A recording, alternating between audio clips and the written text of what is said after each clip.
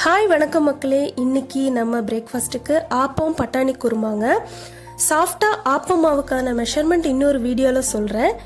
இப்போ ரொம்பவே ஈஸியான பட்டாணி கிரேவி தேங்காய் இல்லாமல் எப்படி செய்கிறதுன்னு பார்க்கலாம். பட்டாணி வேக வச்சிட்டா குவிக்காக ஒரு சட்னி செய்கிற டைமிங் தாங்க ஆகும். நான் நேற்று நைட்டே பட்டாணி ஊற வச்சிட்டேன். நீங்கள் ஒரு 3 to 4 hours ஊற வச்சு எடுத்துக்கோங்க. பட்டாணியை 4 விசில் விட்டு வேக வச்சு எடுத்துக்கோங்க. மசாலா ரெடி பண்ணுறதுக்கு ஒரு கடாயில் எண்ணெய் ஊற்றி சோம்பு, பட்டை, கல்பாசி சேர்த்துக்கோங்க. ஸ்பைசஸ் எல்லாம் நல்லா பொரிஞ்சதும் 3 பல் பூண்டு, ஒரு வெங்காயம், ஒரு சின்ன தக்காளி கட் பண்ணி சேர்த்து நல்லா வதக்கி விட்டுக்கலாம். கூடவே 1 ஸ்பூன் வேக வச்ச பட்டாணி சேர்த்துக்கோங்க. நல்ல ஃப்ளேவர் உங்களுக்கு தூக்கி கொடுக்கும். இப்போ இந்த கலவையை ஆற வச்சு அரைச்சி எடுத்துக்கலாம்.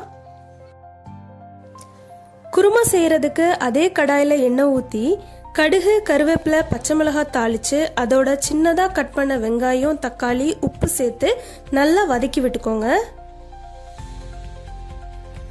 தக்காளி, வெங்காயம் நல்லா பொன்னிறமாக வதங்கின அப்புறமா மஞ்சத்தூள், மல்லித்தூள், கரம் மசாலா சேர்த்துக்கலாம். நான் சக்தி கறி மசாலா தூள் சேர்த்துருக்கிறேன். இதிலே காரம் இருக்கும் அண்ட் பச்சை மிளகாய் சேர்த்தனால நான் மிளகாத்தூள் ஆட் பண்ணலை. இப்போது இந்த மசாலா சேர்த்து நல்லா மிக்ஸ் பண்ணி விட்டுருங்க.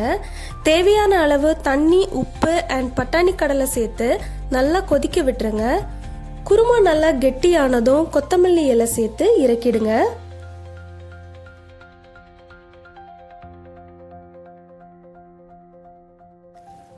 சுட சுட 2 ஆப்பம் சுட்டு எடுத்துக்கலாம். இந்த கமகம குருமா வாசனைக்கும் அந்த சாஃப்டான ஆப்பத்துக்கும் சாப்பிட்றதுக்கு சும்மா ஜம்முன்னு இருக்குதுங்க. தேங்காய் இல்லாமல் ஈஸியான குவிக்கான ஒரு ரெசிபி. செஞ்சு பார்த்துட்டு எப்படி இருக்குதுன்னு கமெண்ட்டில் சொல்லுங்கள்.